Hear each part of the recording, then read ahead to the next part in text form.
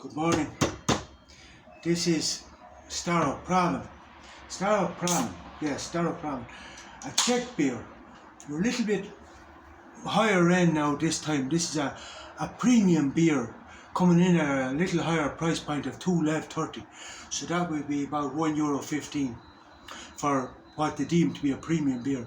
A lot of lads tend to like this beer. A lot of the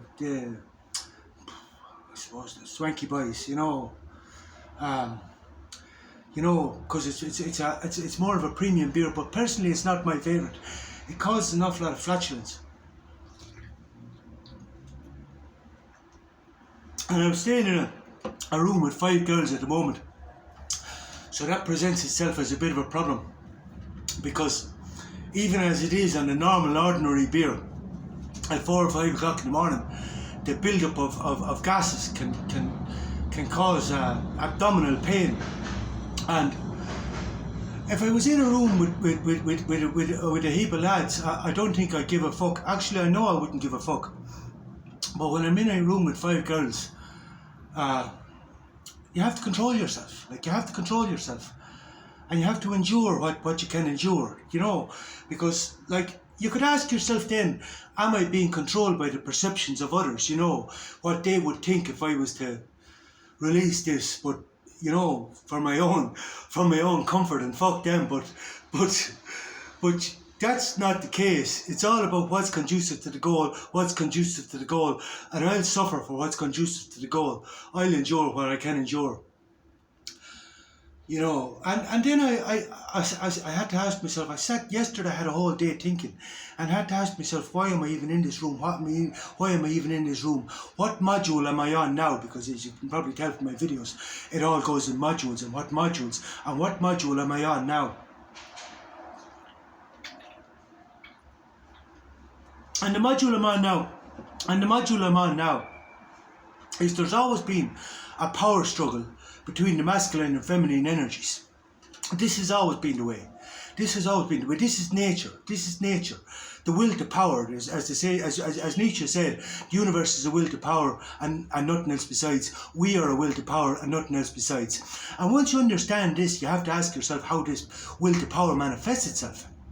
And right from the get-go, this was evident, because one of the girls suggested that I might curb my language, that I might curb my vulgar language, because I suppose she deemed it to be not socially acceptable, that it's quite crude and everything else. And I said, no way am I backing down for this. No fucking way. That's not the first time now I've been encouraged to curb my language. I've been encouraged to curb my language on these videos as well. Stop using the word fuck.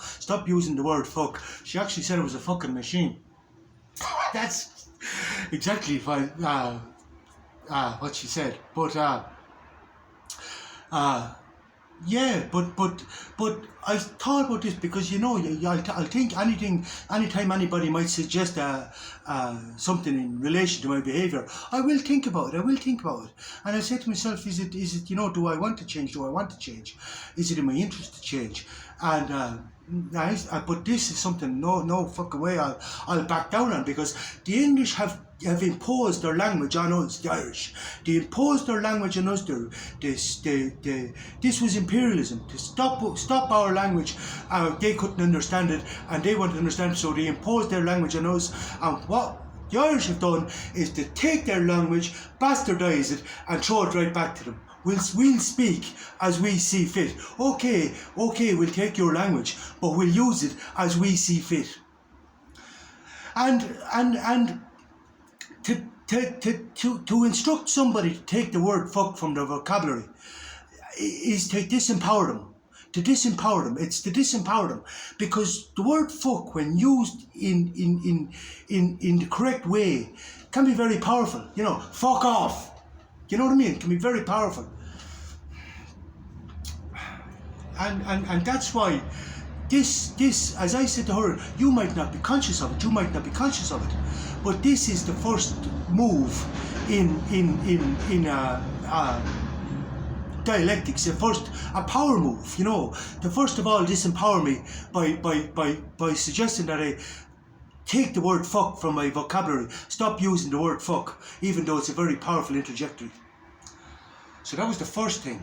And then the second thing, because this is only a recent thing, the second thing then this morning was one of the girls at the breakfast table was more or less complimenting me, saying, well, at least they behaved themselves last night, there was no snoring, there was no...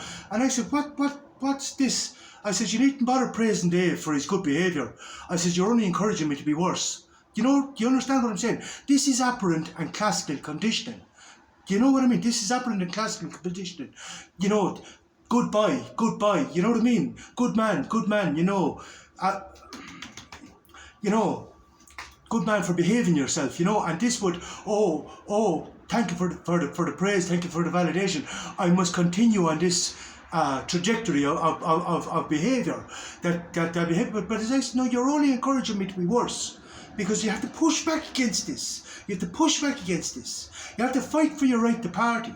Like, more or less she was referring to the fact that I wasn't coming in drunk and stoned and snoring.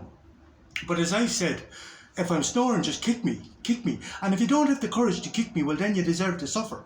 But it's for you to focus on what's within your control, which is just to give me a push or a kick and say, listen, you cunt, you're fucking, you don't realize you're keeping the whole room awake. Roll over. This is within their control, but they have to overcome their fears for this. They have to overcome their fears, and this is the... this is why you conceptualize your conceptual experiences and stay focused on what's within your control.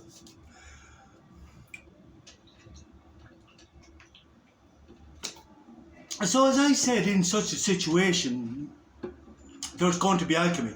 There's going to be alchemy, this is thesis, antithesis and synthesis. And usually in the power struggle between the masculine and the feminine, what determines the nature of change is very much determined by desires and aversions, your desires and aversions. This is because even though in a patriarchal society where the men might appear to be in control, it's only an illusion of control, because if they're being controlled by their desires and aversions, they're being controlled by the women. That's if the women are clever enough about, they're being controlled by the women. So even in patriarchal society, it might appear that the men are in control, but that's not the case. It's the women that are in control. But the women can have more control. But the first thing that I think is very, very important for, now they're feminists now, but the first thing, they're all into matriarchy, building a matriarchy, but the first thing that must be learned if you want to build a matriarchy is to forget the dominance hierarchy. Now Peterson's always on about, assert yourself in dominance hierarchy, work harder. But no, forget the dominance hierarchy, focus on your own shit, focus on the competence hierarchy and focus on the transcendence hierarchy. Now you might say to yourself, what's the transcendence hierarchy? Does that drop your knees and pray? No, that's not transcendence hierarchy. Transcendence hierarchy is an understanding of metaphysics. It's understanding that most people's actions are determined by their feelings. And you first of all must understand that we do not control our thoughts, we do not control our feelings. The only thing within our control is our response. So once you can actually embody this for yourself, and then apply it to everybody else. First embodying it in relation to yourself, that you do not control your thoughts, you do not control your feelings, and then you can start to focus on what's within your control, your response, and then you start to develop some self-control, because if you don't want to be controlled, you need to have fear nothing, expect nothing, want nothing, have no desires and aversions, and then, and only then, can you use pure reason.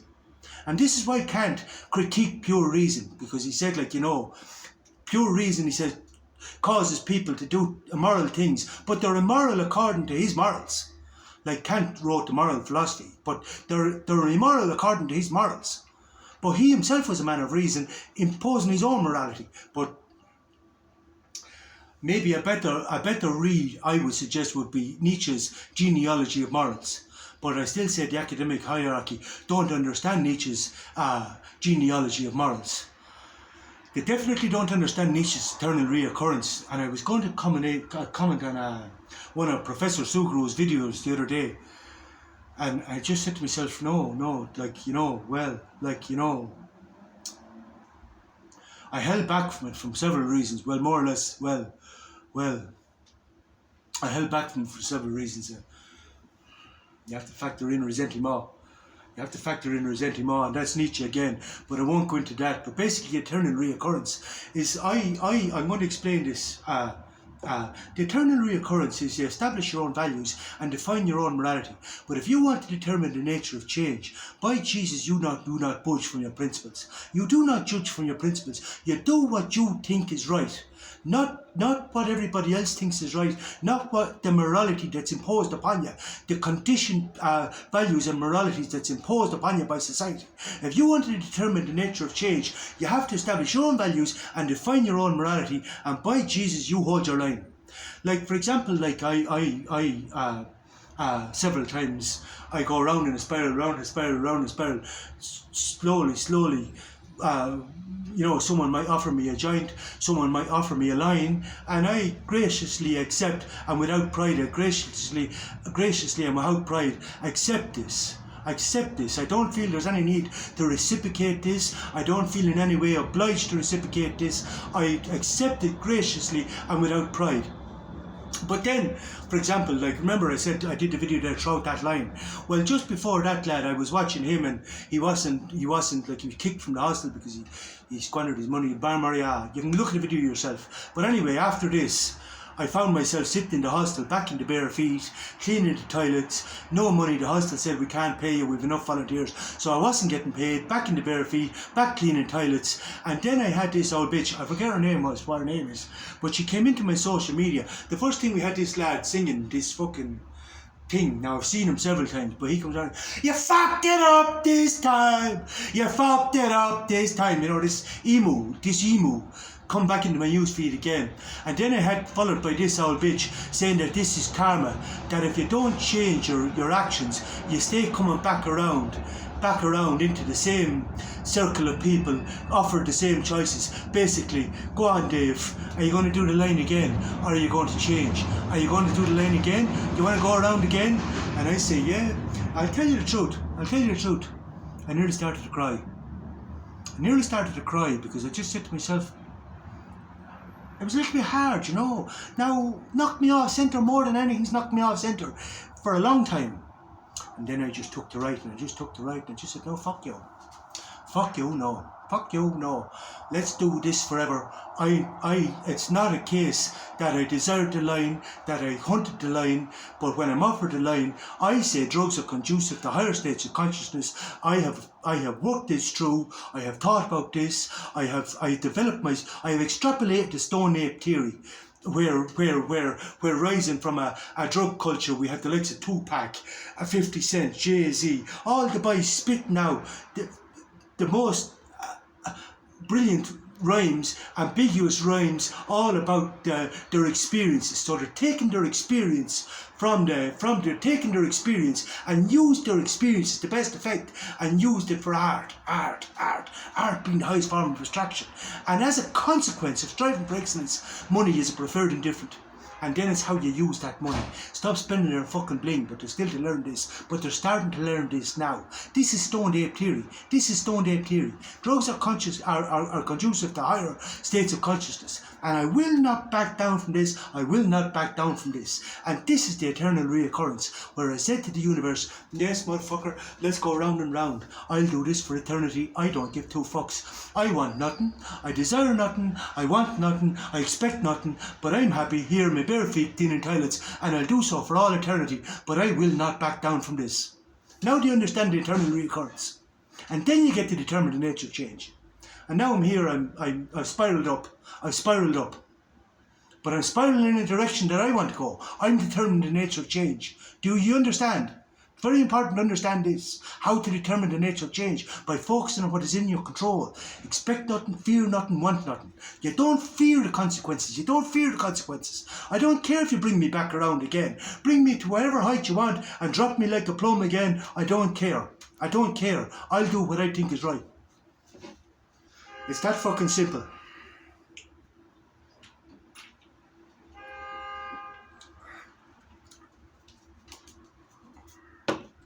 I'll do what I think is right. Like they're like, you know, they want to take all the living out of life, and then they wonder why they're fucking miserable. Now I can't see the time on this. I think I've enough said. Bye.